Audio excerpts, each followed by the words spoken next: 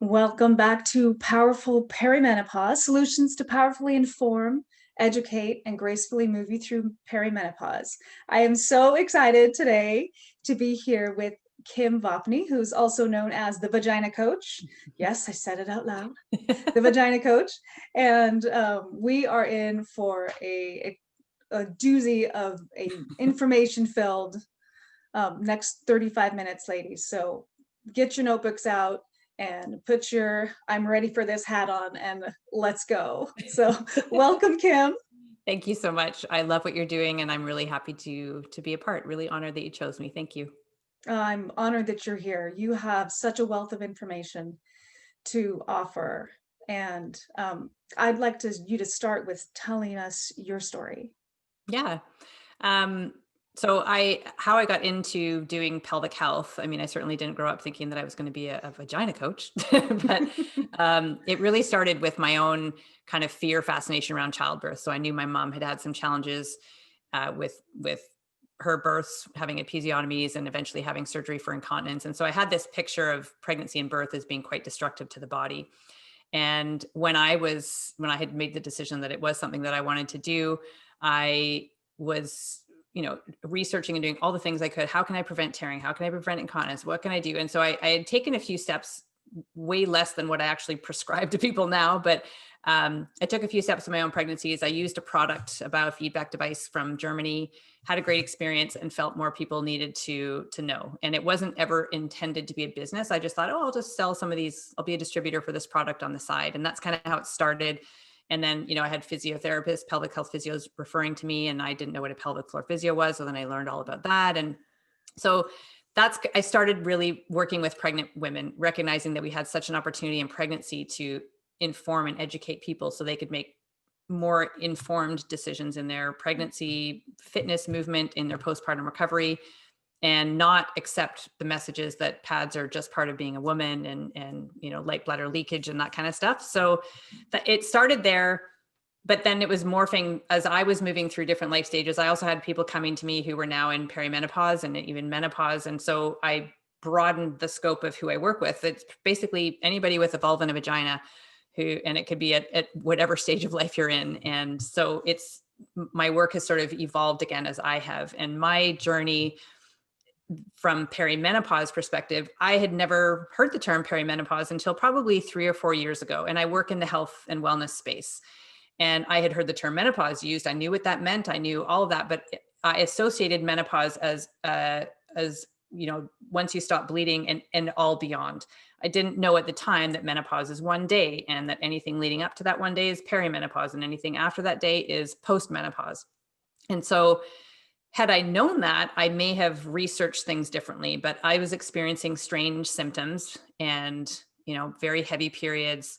My hair was falling out. I was dealing with constipation. I had all these things that high blood pressure, high cholesterol, like crazy stuff. And I thought, I'm fit, I'm healthy, I eat well, I drink water, I do all these things. How can it be that I have high blood pressure and constipation? I eat fiber and all this. And so how that relates to kind of where I am now with my story is the constipation. What I was struggling with actually was hormone imbalance that was a result of a thyroid, actually autoimmune condition in my case that affects the thyroid, called Hashimoto's. And so it took me years and years of reading books and asking people and getting tests and me being in the driver's seat to figure out what was going on. And that constipation was a real challenge for me because I, working in pelvic health, know how damaging constipation is to the pelvic floor. And so after the birth of my first son, I had internal tearing, and part of one of the main muscle groups, it's a partial tear away from the bone. And so that means I don't have a ton of support in my pelvic floor, but I didn't know about pelvic health physio. I didn't know all that I know now. And so it wasn't until years later that was found, and years later, while I was also dealing with the constipation. So I ended up with pelvic organ prolapse, which is quite common, but still I feel like had I known more ahead of time, I would have been able to, first of all, recognize what was happening with my hormones and my thyroid and all that, but but understand signs of perimenopause and understand who to see and how to get into a proactive phase where you're who to seek help from, I guess. And again, also because that ties directly into my own experience, it sometimes you think of coaches as being, they're a coach because they have mastered something and they have become an expert at something and they don't deal with whatever it is that you're seeking help for. And I look at it as like, I've experienced pregnancy, childbirth, hemorrhoids. I haven't experienced stress urinary incontinence, but I've experienced urge incontinence. I've experienced pelvic organ prolapse. You know, so I feel like I'm now like this coach that, yep, I've done that. Yep, I've done this. I've checked them on the list, off the list. And so here I am now doing my best to preach to whoever will listen to me about proactive and restorative pelvic health practices and pelvic health physiotherapy. Wow. The story of what you shared is, I think, the story of so many women. Yeah. And whether they had the resources to find things or not, like, my hair is falling out, my periods are weird, I'm not sleeping at night. Yeah. And that beginning of that, and then to understand the effect that it's having on our pelvic floor. So Yeah. I would love for you to start with Pelvic Floor Basics 101, because I think this might be the first time some of these women are hearing about the pelvic floor, and it you need to often know why is. it's important. Yeah. And to no fault of their own, it's just simply not taught it. And it really, really, truly should be. So I'm going to grab my pelvis here. Here's my pelvis model. Love So it. this is our pelvic floor. So this group of muscles here would be the pelvic floor. And I'll show you the bony scaffolding in this one here. So here's the bones of our pelvis to start out with. So if you put your fingers on what people call this the pubic bone, it's actually a joint here. So it's the intersection of two bones. So that would be your pubic joint.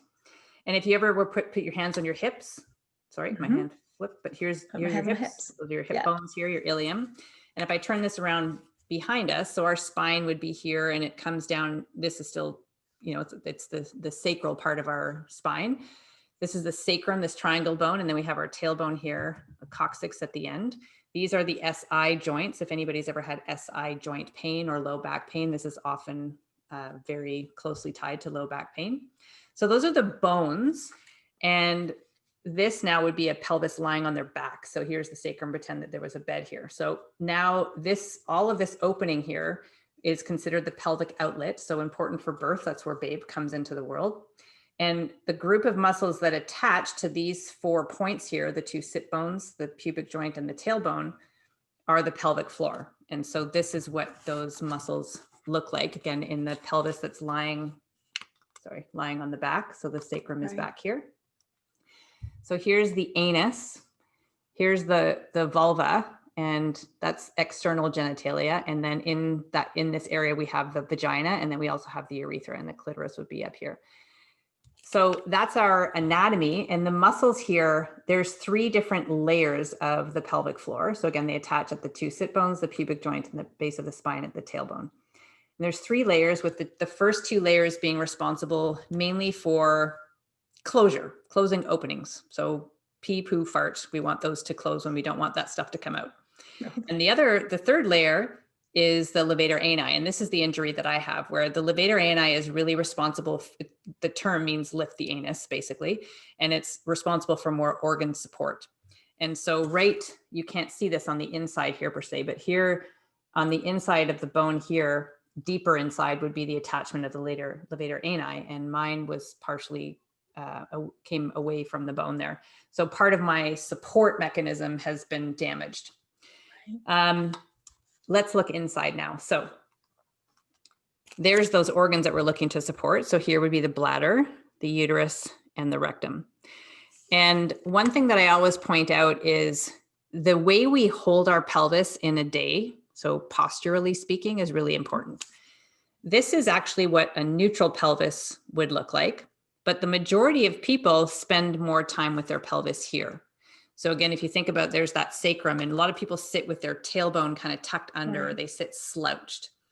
And when we can tip the pelvis forward, kind of nod that pubic joint more forward and sit on the vulva, what that does is it allows us to use this bony scaffolding here to help support the organs. So in a case like mine, it was really important for me to pay attention to my posture so that I could take advantage of this, knowing that what was underneath was maybe a little bit hindered in its ability to do that.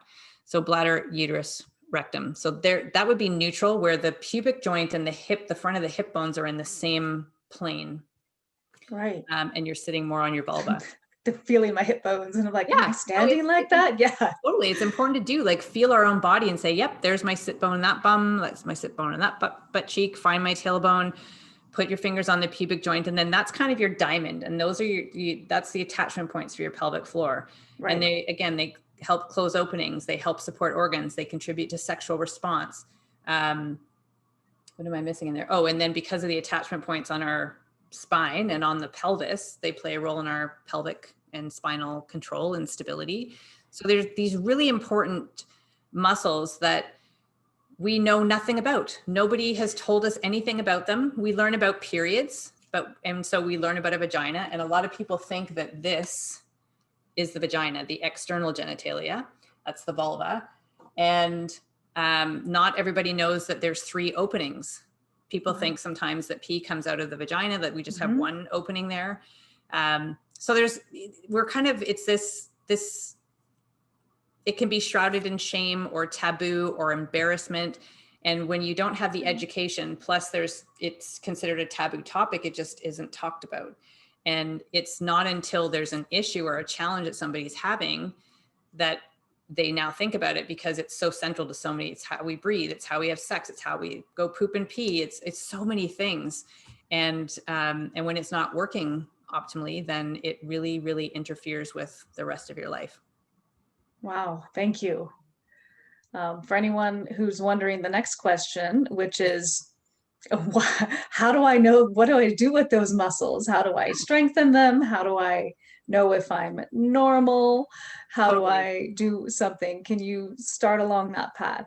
Yeah, for sure. So most typically, if you've heard anything about pelvic floor, and usually, like, the term pelvic floor is used a lot more now, but it never used to be a common term. But if you've heard anything about women's private health, maybe, or women's health, so to speak, it would be do your Kegel exercises. That was it. Just do your Kegels and you'll be fine. And they were overprescribed and very rarely taught, or there was no assessment done. So people went away with, oh, I just need to stop the flow of urine. It's those muscles. Okay. And then they would start to do it while they were going pee, which is not ideal to do. So make sure you don't do that. But it was this elusive exercise that people knew that they were supposed to be doing, but they didn't know how to do them. Or I'm not sure. I think I'm doing them. And then they do them, but they're most often not doing them correctly. So then they see no change. And then they say, oh, well, I tried those and it doesn't work. And so then that person is there thinking that, well, I've tried them and they don't work, and that's my only option. So I guess I just have to live with it. And I see all the commercials that say, light bladder leakage is just part of being a woman. And it just, and I think, so people don't know what they don't know. They don't know the information that's available to them. So a Kegel exercise is, I'll get out another little prop here. I love the props. So to access, let me use this muscle or this pelvis model first. So we have those attachment points. When we contract and relax muscles influence our joints. And so if you can imagine that, I'll put my hand this way. If you can imagine that when these muscles contract, there's almost like, if you can imagine, it's almost like a drawing together of those points in the pelvis. So bringing the points of the diamond together, and then there would be a relaxation where they would spread apart. Right. And I'll give you a couple of other visuals, but that's one place to start. So pelvic floor is something that contracts and relaxes, just like our arm contracts and relax. And so there's 2 types of muscle fibers. There's ones that are more built for endurance, where they're kind of on all the time and they help more with postural control and stability. And then other ones that are quick. So when we laugh, cough, sneeze, or jump, they've got to really turn on. And how we train those muscles is, yes, we need to know and understand what a Kegel exercise is, but Kegels are, if you're doing them, even if you're doing them correctly, if you only ever do them sitting in a chair or lying down in your bed, that only takes you so far. We are dynamic beings. yes, we don't move as much as we should or used to, but we still move. We are upright against gravity. We lift things, we push things, we pull things. And so if we are not training our pelvic floor to respond to those loads and forces, then we won't ever be as successful as we could be. So sitting here in the chair, I can do my Kegel exercise and be like, oh yeah, I did my Kegels. And then I stand up and I leak. So we need to train how to make sure the pelvic floor responds when I stand up or when I cough. Does that make sense? It makes perfect sense. So let's do a Kegel together. All right. So here is the external genitalia of the vulva. So this would be the labia majora, where the hairy lips, so to speak. These are the inner lips with no hair, the labia minora. Here's the clitoral hood. There's the clitoris. Inside here is the vagina. Okay. I'm going to get you to go back into that neutral pelvis. So wherever you're sitting right now, we are going to do it in sitting to start. Nod your pubic joint forward. So your hip bones are in the same plane as your pubic joint, and your vulva is on the surface of your chair. Okay. Now, I'll hold my vulva this way, but you guys have your vulva here. When you take a breath in, the diaphragm and the pelvic floor move synergistically. When we take a breath in, the diaphragm descends and it asks the pelvic floor to also lengthen. And then when we exhale, the pelvic floor is contracting and lifting, and the diaphragm is also returning back to its arched state. If you can imagine that your labia that are on the surface of the chair right now, if you can imagine, these are like lungs as well. And we're going to take a breath in, and I want you to expand in your ribs, let your belly be soft. And then think about your labia almost inflating, almost like it's blossoming open on that in-breath. So we should feel like there's almost a sense of fullness on the chair. And then when we exhale, here's the fun part. You're going to purse your lips on your face and blow like you're blowing out a straw. And then imagine you have a blueberry right here, and a blueberry, your anus would be right down here. You've got a blueberry at your vagina and your anus. You're going to grab the blueberry and lift it up. So visualize blueberry, grab it, pick it up into the body, and then you're going to inhale and let it go. So when you pick up the blueberry, you're exhaling. And then you inhale, expand, blossom, let the blueberry go, exhale, pick it back up again. You could also imagine sipping a smoothie through a straw with your vagina. You could imagine, you could use your own fingers, a partner's fingers, a partner's penis, something to give biofeedback to say, you know, is there a gentle hug when you pick up the blueberry? And is there a bit of like, it's not going to be a huge, you're not going to pull the finger right in, but you're going to, is there a little bit of a drawing up sensation? And then can you let that go? So that's how you access and connect with those muscles. The gold standard would be to see a pelvic floor physical therapist, and they can assess a lot more than just your pelvic floor, but they will assess your ability of those muscles to contract and relax. So they use gloved fingers to assess externally and internally. And they can help you. Maybe focusing on picking up a blueberry is actually the worst thing you could do. Maybe you need to focus on blossoming your vulva. And it's not to say that you shouldn't ever pick up a blueberry, but blossom for 5 breaths, pick up a blueberry for 1, blossom for 5 breaths, pick up a blueberry for another, rather than going through that each and every time. Because people who hold on to more tension, they need to let go of that. It's like if this was my pelvic floor and I was holding a bag of groceries on my arm like this all day long, my arm would get tired, it would start to ache, and my force generation capacity has already been partially used. So if I needed to do some more being tired and achy and then also being partially contracted, there's not much left. So many people have to work on relaxing that group of muscles so that they can go through that full range of motion again. That's beautiful. I was going to ask you to explain why it's important, and you just did. Okay. And it's especially like it's a beautiful illustration. It's also, really important for our more athletic women, because we spend so much time in this tension state. Yes. Or like interacting with it, that we have no idea that we're holding so much tension, and that act of releasing is just as important. Yes, if not more so. And when we're like, if there's pregnant people in your life, learning to release the pelvic floor is incredibly important for birth. Because it's so many people hold, and especially this past year, we are holding a lot of tension in our bodies from this past year. And right. We so many in, not just in our pelvic floor, but a pelvic floor is a very common place to hold tension. And when that's tense, tense muscles, well, people think if they have a weak pelvic floor, it means they have, it's just low tone lacking and we need to tighten or strengthen. But if they're already partially contracted, adding more strength work will just create more tension in that muscle. Right. And so weakness can come as a result of tightness. It can also come from lax as well. So seeing a physio can really help you understand what your pelvic floor, and like for me and for many people, it's also common to have one side that's more dominant than the other. Right side. Yeah.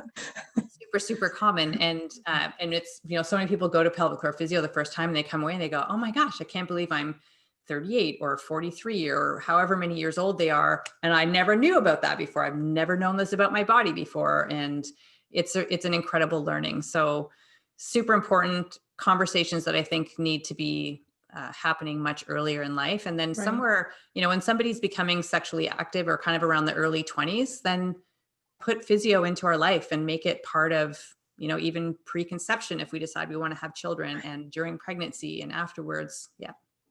Right. It's the kind of a basic knowledge. And you and I talked about this, where this is knowledge that every single woman should have. Yes. 1,000%.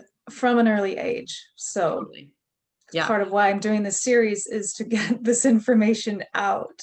Yeah. Yeah. It's so important. And yes, the earlier, the better, because the other thing is it influences our confidence and our creativity and our interpersonal relationships. It affects so many things. And when we are in a position of knowledge and we know going through our life stages what to expect and what to deal with, how to deal with it, that takes a load away, and we can focus on mothering. We can focus on our relationships. We can focus on our business. We can, whatever it is, we don't have this lingering issue that influences and interfering with all that stuff. So, right. So important. Yeah, it empowers us in more ways than we have any idea that it empowers us. Yes. Exactly. Even from basic breathing, everyday breathing. I know. Can you talk a tiny bit about that, about how breathing is affected when your pelvic floor is too tight or not efficient? Yeah. So here would be the pelvic floor. So imagine that model that I had before. We can say this is the pubic joint, this is the tailbone here. And up here is our breathing diaphragm. So I said earlier how when we breathe in, the diaphragm comes down, and it's usually living up like this, and it sort of flattens out and it pulls air into the body. And so that the lungs expand. It also then compresses the organs downwards. It creates intra-abdominal pressure, which it's supposed to do. And to help that process, it asks the abdomen and the pelvic floor to also relax and expand. Well, this one's contracting, but the diaphragm wants the pelvic floor to do this, and it wants the belly to do this. And that way, then, as this flattens here and the pelvic floor lengthens, then that intra-abdominal pressure is not as high and it's managed more, and it allows a nice amount of air to come in. And then on the exhalation, sorry, I'm on the camera. On the exhalation, then the pelvic floor contracts and the diaphragm moves back up. So with each breath, we have this happening constantly. More when we're in a more stacked position. So it's not to say that we can't ever slouch and do that. We move around in varied ways, but right. And things respond that way. But if we constantly sit hunched over or tucked, or if we sit a lot, especially in a tucked position, this alignment is more like this, and these muscles are chronically holding on to tension. So what happens then is when the diaphragm is like, I want to come down, and the pelvic floor is like, I can't, I'm sorry, I've got too much tension, I can't let go. So that dance doesn't happen. This doesn't happen. And also we don't get as much air into our body. So we might feel more tired. We get more headaches, have more brain fog, can't concentrate as much. So when we can get in more air into our body, it helps move things around. It keeps us more awake, more able to focus, able to concentrate, and helps, sleep, so many different things. And so I always start with alignment and breathing with every single person first, because we have to understand that relationship and then connect our in breaths with blossoming, filling up the labia lungs, and then exhaling, picking up the blueberries. And that happens best in neutral pelvis, especially from a retraining perspective. And eventually we get back to where we were before we had issues, where the pelvic floor just is able to respond. It can manage loads, because that's what it's supposed to do. We shouldn't have to think about picking up blueberries and sipping milkshakes with our vaginas, but we have to retrain it to remind it, because maybe we've had babies, maybe it's hormonal, maybe it's from constipation, maybe, like, there's so many things that influence and could be. So we need to just kind of back up, get our alignment back, retrain, and remind the pelvic floor that it works with the diaphragm, and that we need it to pick up before we lift a weight, or whatever it is that we're doing, picking up grocery bags even.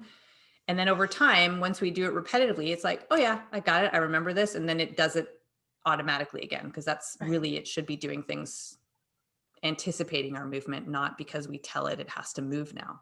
Right. I'm thinking of back to a time a few years ago when one of the girls, she's a synchronized swimmer, and went to jump on the trampoline. She's 27, hasn't had babies, hasn't had trauma of any sort. Yeah. And she gets on the trampoline and she pees, or needs to pee. Can you address that a little bit? Yeah. So young trampolinists are among one of the higher populations of experiencing stress urinary incontinence. So I'll say incontinence, there's two main types. There's four types. There's stress urinary incontinence, which is like people call it sneeze pee or peasing, or they leak when they're jumping or laughing or whatever it is. That's stress urinary incontinence. Then there's urge incontinence, where you're fine, you're going about your day, and then all of a sudden you get an urge and it's overwhelming and you can't make it to the bathroom in time, and there's a full release, often a full release of the bladder. Stress urinary incontinence is usually like little bits through the day. You can have a combination of those, which would be mixed, and you can also have fecal or anal incontinence, which is where gas or stool would leak out when you don't want it to. Stress urinary incontinence would be the most common. And high-level athletes, young high-level athletes, tennis players, gymnasts, trampolinists, are some of the higher people with, usually it's stress urinary incontinence. And we can associate that with, so many athletes they have well-developed bodies there, but they also have a lot of tension sometimes. I would say competitive high-level athletes will probably have a good balance between up training and down training, but they are typically more up-regulated. They may have more tension patterns, especially gymnasts. Right. It's always like you're solid, you don't move, right? The block. And so, yes, totally. So then we know that there's rigidity. That expansion in the ribs isn't happening as well. The overflow into the abdomen, so the pelvic floor is not relaxing, and so it's held in that chronically contracted state. And then when that person goes and jumps on the trampoline, then the pelvic floor is not in its proper alignment. It's also partially contracted, and then there's a force from up above, like it's intra-abdominal pressure and also the trampoline kind of has a ground reaction force to the pelvic floor as well. Yeah. And then it's kind of like, oh, I almost had it. I almost had enough strength to get that, but I couldn't. And so then that's when she experienced a leak. So young person, never been pregnant, never given birth. Yeah. Don't know about her hormone situation, but we could say probably not super off kilter. And they're experiencing leaking. They're fit, they're active, they're young, and it can still happen. So it's not always about, oh, you've had babies, oh, you're in menopause, oh, it's just a part of getting older. It's the function, it's the reaction, the ability of that group of muscles to react to the loads of the world, of whatever it is that we're exposing it to. Right. Wow. We've only talked about function as far as muscles go. And I'm do you have 3 hours available? I would love you to speak a little bit into the concept where the pelvic floor is really important for pleasure and sexual function, because this isn't an area that's even less talked about. Yeah, totally. It absolutely influences our sexual response. And so if we can think about, we've talked a lot about hypertonicity, so holding on to more tone, or overactive pelvic floor muscles. So if we have tightness in our pelvic floor, when we are participating whether it's self-pleasure or with a partner, part of our ability to become aroused and have an orgasm is in our muscles. It's so closely tied to our muscles. And if we have tense muscles that aren't able to relax, there's not as much circulation. A lot of people, they can't have the relaxation, the letting go response that again can contribute to the muscle participating in the activity. Sometimes if it's so overactive, it can inhibit penetration. So some people may not be able to experience penetrative sex because of hypertonicity, or maybe it can go in, but it feels painful inside. So there's lots of ways that overactive pelvic floor muscles can interfere with sexual function and pleasure as well. And that's, I mean, again, pretty much everything I'm talking about is treatable, and often treatable with pelvic floor physio and an ongoing self-care practice. It's not something that people have to suffer with. It's not something that people have to live with. But yeah, sexual function is so closely tied to our pelvic health. So we really want to make sure that we have muscles that are, I like the word supple. We need strength, but we need the ability to have softness as well. And it's sort of a blend between effort and ease in our pelvic, our whole body really, but obviously we're talking about the pelvic floor, and we need strength. We need the muscles to be able to manage the loads that we experience in a day, but we also need those muscles to go through their full range of motion, to be able to relax when not needed for picking up a couch and to carry it, with my husband or something like that. Right. Right. Yeah. I think you just described the essence of femininity. Really, like the strength and the suppleness to be easily easily accessible either way. Yes, exactly. And that's the importance. Such a great way to put it. Yeah. That's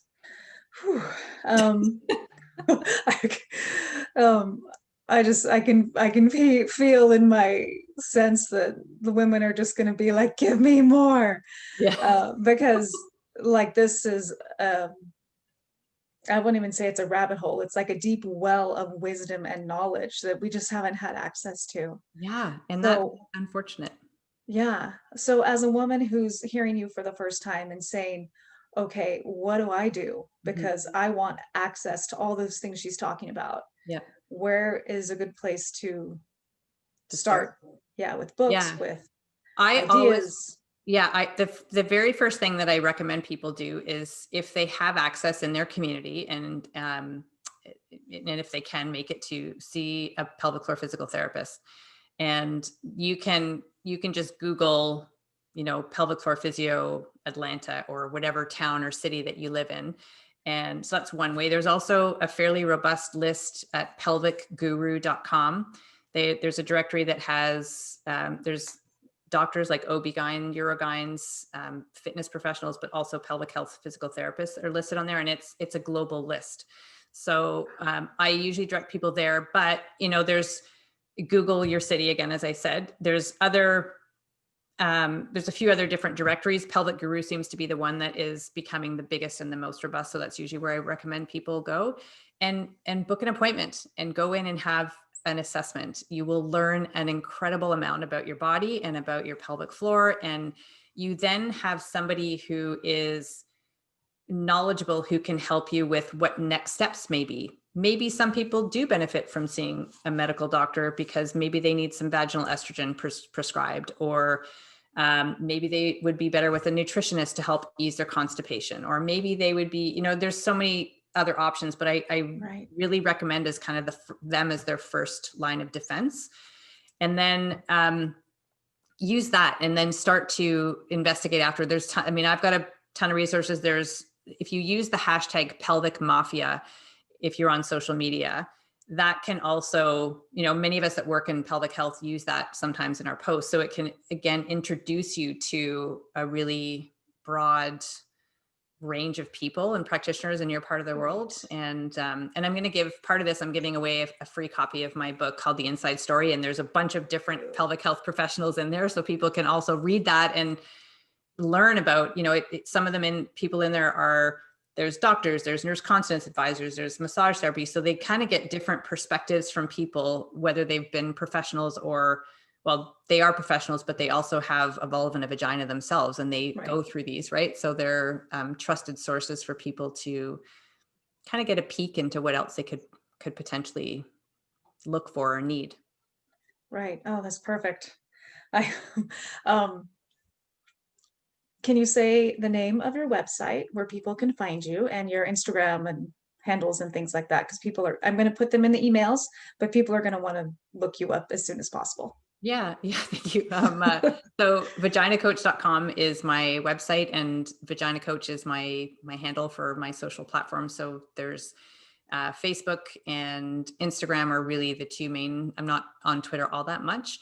And I also have a private Facebook group called Box Talk. And so if you are looking for a place to come and know that it's private and it's safe, and I'm the moderator and I pre-screen people, but it's a place to come in and say, oh my God, this happened to me today. Has anybody else experienced it? And I can chime in, but they can also learn from all the other people in the group as well.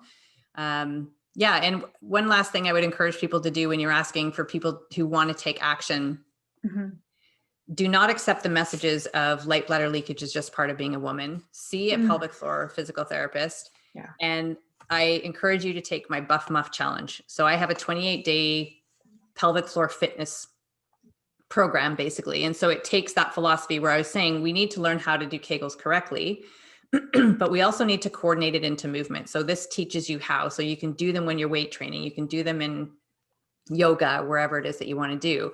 And it kind of gets you in the habit of doing them consistently, because you need correctly coordinated with movement and consistently. Right. I've done the BuffMuff challenge, and ladies, it's accessible to all of you. It doesn't matter your athletic prowess, whether you're an Olympic gold medalist or you're an everyday mom who's not regularly exercising. It is accessible to everyone. Yeah.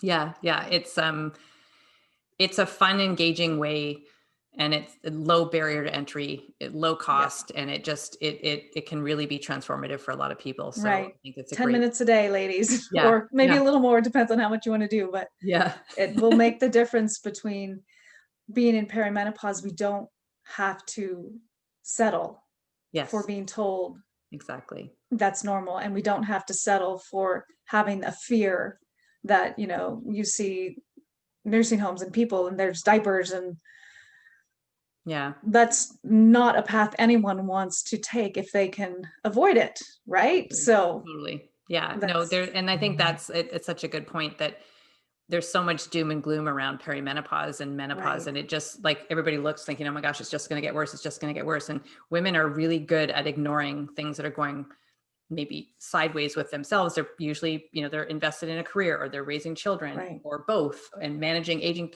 It's a busy, busy time of life. And it's very easy to put ourselves at the bottom of the to-do list. And so I think that,